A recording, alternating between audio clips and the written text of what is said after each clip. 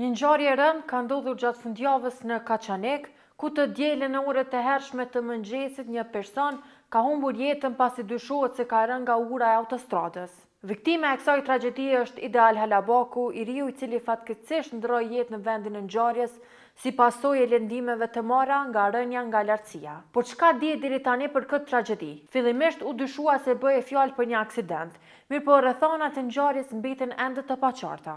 Lajmi për vdekjen e të riut u bë publik disa orë më vonë dhe menjëherë pas kësaj, Lajminet ka kontaktuar shoqatën për kërkim dhe shpëtim, e cila kishte dalë në vendin e ngjarjes. Shoqata për kërkim dhe shpëtim deklaruan se trupi pa jetë ishte në një terren të vështirë dhe po bënin përpjekje për ta tërhequr atë nga një gremin. Po çka tha policia më shumë për këtë rast? Sipas njoftimit zyrtar nga policia e Kosovës, dyshohet se ngjarja ka ndodhur rreth orës 5 të mëngjesit, ndërsa trupi pa jetë është gjetur dhe raportuar tek autoritetet përkatëse vetëm pas më shumë se 8 orësh, konkretisht në orën 13:15, kur një qytetare njoftoi policinë. Pas pranimit të informacionit, njësitet e trafikut të autostradës dolën menjëherë në vendin e ngjarjes, ku kryen ekzaminimet fillestare. Pasi mbërritën në terren dhe u bën disa hetime, hetuesit e trafikut konstatuan se vdekja e të ndjerit nuk ishte ndodhur si pasojë e një aksidenti, çka nënkupton se mund të jenë rrethana të tjera të kësaj tragjedie.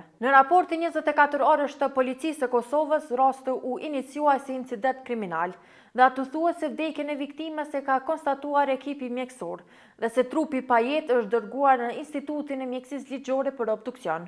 Aktualisht, deri në këto momente që po flasim, autoritetet janë duke bërë hetimet për të zbardhur të gjitha rrethanat që quhen në këtë ngjarje tragjike. E ngushëllimi për këtë rast ka shprehur i pari i vitisë Sokol Halite, i cili ngushëlloi familjen, shokët dhe të gjithë dashamirësit e familjes Halabaku. Humbja e një jete të re është gjithmonë e rëndë, por kujtimi për Idealin do të mbetet i gjallë të gjithë ata që e njohin si djalë shembullor, i dashur dhe plot jetë.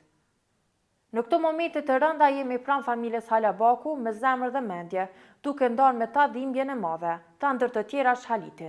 Derisa nga familjare miq të shumë ka filluar të bëhet përkujtimi ndaj të riut nga vitia, ende nuk dihet saktësisht se çfarë ndodhi me të në momentet e fundit të jetës. Si fillim u tha se ishte aksident, e më pas u konstatua se në fakt bëhet fjalë për një incident kriminal që nuk dihet se si rodhi. Derisa trupi i tij po vazhdon të jetë në IML, hetimet në kuadër të këtij rasti mbeten ende të paqarta.